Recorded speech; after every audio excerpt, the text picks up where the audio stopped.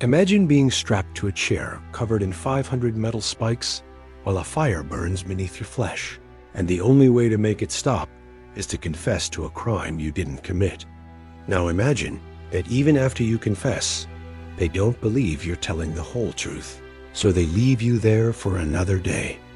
Welcome to the iron chair, medieval Europe's favorite method of extracting confessions, where the only thing more twisted than the device itself was the legal system that considered the screams it produced to be evidence of justice. In the flickering torchlight of castle dungeons from Spain to Germany, this throne of torment waited in the shadows, its hundreds of sharpened points gleaming with the promise of hours, sometimes days, of unrelenting misery. The truly diabolical brilliance of the iron chair wasn't that it killed you quickly. Any executioner with an axe could manage that mundane task. No, the iron chair was designed by minds that understood something far more sinister about human suffering, that the body can endure far more than the mind can bear, and that the space between those two limits is where confessions are born. The iron chair appeared in various forms across medieval Europe, but every version shared the same fundamental architecture of agony.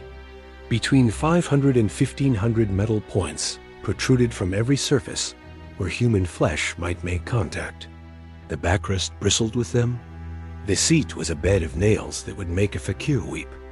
The armrests, the leg rests, the footrests, even the headrest in some particularly sadistic models, all covered in carefully positioned spikes that were just long enough to pierce the skin and create constant, burning pain, but not quite long enough to reach anything immediately vital.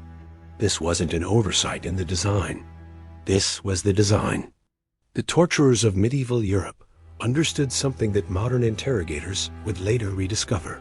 If you kill someone too quickly, they can't tell you what you want to hear. The points were positioned with the precision of a surgeon and the intent of a demon, creating maximum suffering while minimizing the risk of accidentally ending the session prematurely through something as inconvenient as death. But the spikes alone weren't enough for the truly dedicated practitioners of judicial torture. Various regions added their own special touches to the basic model, each innovation more grotesque than the last. Some chairs featured iron restraints that would force the victim's arms against the spiked armrests with increasing pressure, ensuring that even the involuntary act of breathing would drive the points deeper into flesh.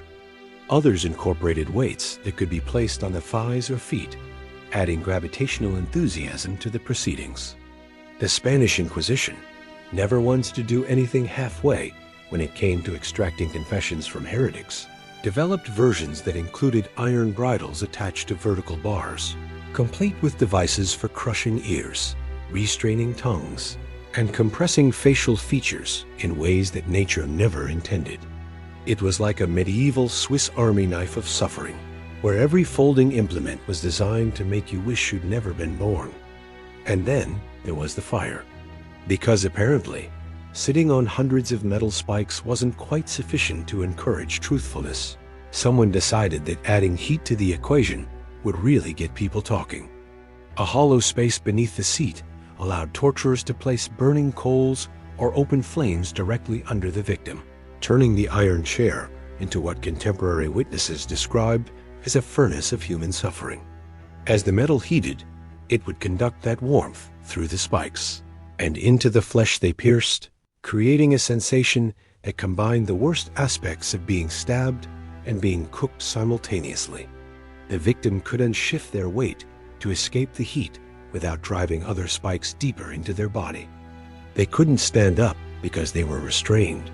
They couldn't pass out from the pain because the torturers had centuries of experience in keeping people conscious through their ordeal. All they could do was sit there feeling their skin blister against heated metal while hundreds of points pressed into their flesh, and listen to their interrogators patiently explain that all of this would stop the moment they confessed to whatever crime they were accused of committing. The psychological torture began before the physical torture ever started. Medieval interrogators understood that fear could accomplish what pain might take hours to achieve.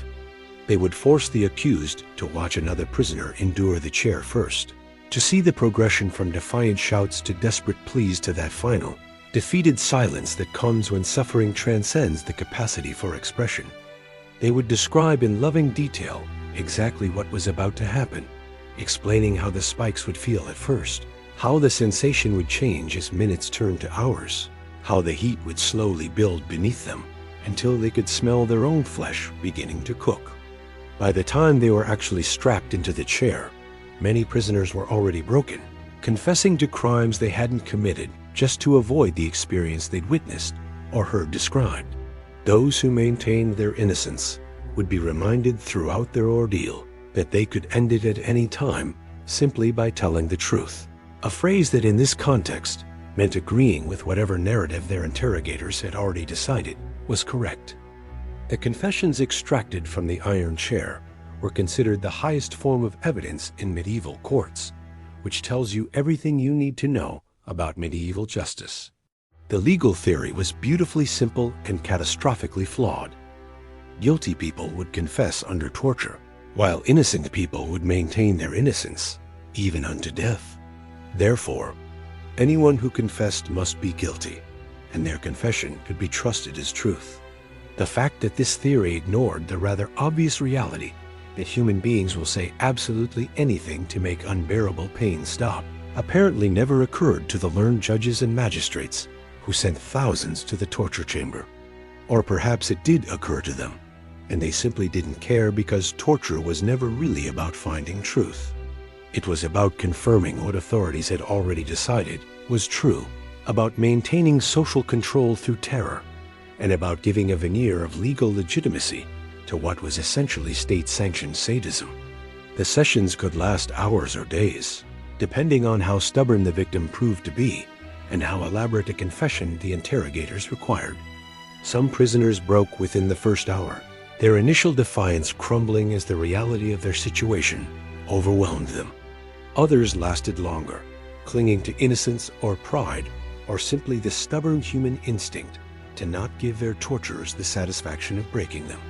The record speaks of sessions that stretched across multiple days, with victims removed briefly to prevent them from dying before they'd confessed completely, given just enough medical attention to keep them alive, then returned to the chair when they proved insufficiently forthcoming. The torturers had to walk a careful line, inflicting enough suffering to break resistance while avoiding the permanent damage that would prevent their prisoner from standing trial or being executed publicly. It was a grotesque form of craftsmanship, this ability to calibrate human suffering with such precision.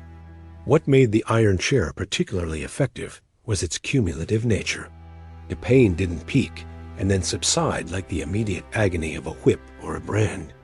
Instead, it built gradually, inexorably, as body weight pressed flesh against those hundreds of points, as muscles fatigued. From the desperate attempt to find a position that didn't hurt, as the heat from below added layer upon layer of discomfort to the existing misery. Victims would confess, not in a moment of acute pain, but in a moment of hopeless realization that the suffering would never end unless they gave their torturers what they wanted. And so they would confess, inventing elaborate crimes they'd never committed, naming accomplices they'd never met, describing conspiracies that existed only in the imagination of their interrogators. They would confess to witchcraft, to heresy, to treason, to whatever accusation had landed them in that terrible chair. Because the human body and mind have limits that medieval torture had been refined over centuries to exploit. The case of Jean Cala stands as both an example of the iron chair's use and a testament to the rare individual who refused to break under its horror. Accused of murdering his own son to prevent the boy's conversion to Catholicism, this Protestant merchant faced interrogation under torture in 1762 Toulouse. The authorities subjected him to multiple devices, including the iron chair, stretched his limbs until joints separated, poured water down his throat until his stomach distended grotesquely, and yet Cala maintained his innocence throughout. When they finally executed him by breaking his bones on the wheel, he died still proclaiming that he was innocent of his son's death.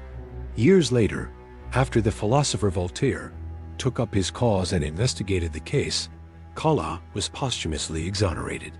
His son had committed suicide, and the father had been tortured and executed for a crime that never occurred. It was the medieval justice system working exactly as designed. Torture extracted a trial, if not a confession, and an innocent man died in agony while authorities congratulated themselves on their thoroughness. The Spanish Inquisition maintained iron chairs and permanent torture chambers throughout their territories for over 3 centuries. In cities like Cuenca and Toledo, these devices held places of honor among the instruments of interrogation, ready at any moment to receive anyone accused of heresy, blasphemy, or practicing a forbidden faith.